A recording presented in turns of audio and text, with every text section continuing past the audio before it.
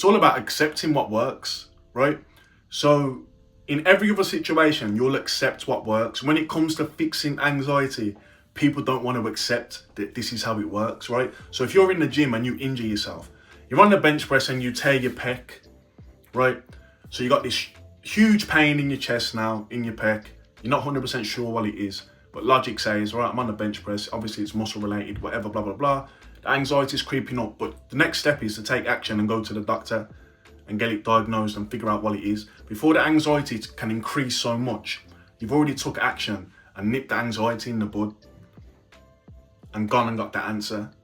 The doctor tells you got a torn pec, you're not sure what that is, you're not sure if it's serious or not. Anxiety starts to creep up. You ask the doctor the question, how is this resolved? He tells you need surgery. Everyone's scared of surgery. The anxiety creeps up. The doctor reassures you it's only a simple surgery, no issue.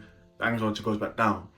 Now, if you didn't address it, if you just felt that pain, went home, not sure what it was, the anxiety is going to build and build and build and build and build. But because you took action, because the anxiety was tapping you on the back and you actually turned round, instead of being too scared to turn around, you fixed the anxiety because you're addressing you're addressing these issues. You're not giving anxiety long enough to grow into anything.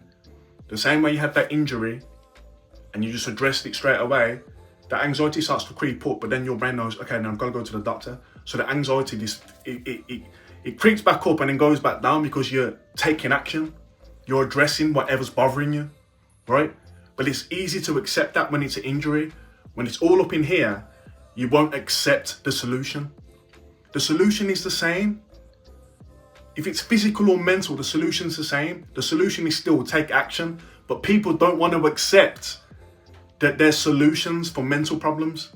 There's a bunch of different methods and exercises to do to help manage your anxiety. So if you've got a job interview Friday and it's all you can think about, but today is Tuesday, listen, we'll address the job interview on Friday, but today is Tuesday.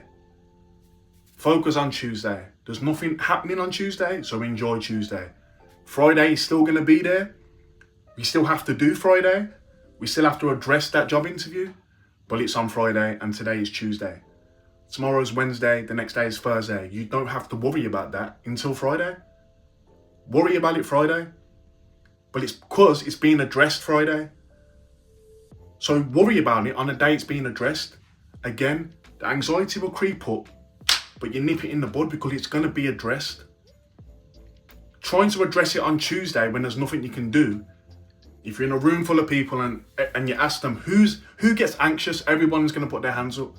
But not everyone lets the anxiety consume them. These days, people just let it consume them. Because we don't do nothing uncomfortable. We don't take action. We don't jump into the uncomfortability.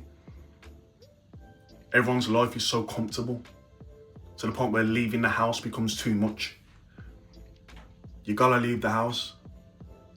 So what's the point getting anxious about something that you 100% have to do?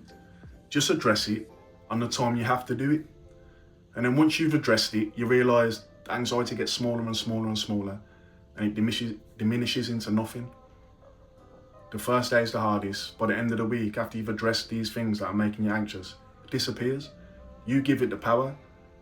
The same thing that you'll do if there's a physical issue, do with the mental issue. It's that simple. Anxiety is cured by action. Peace.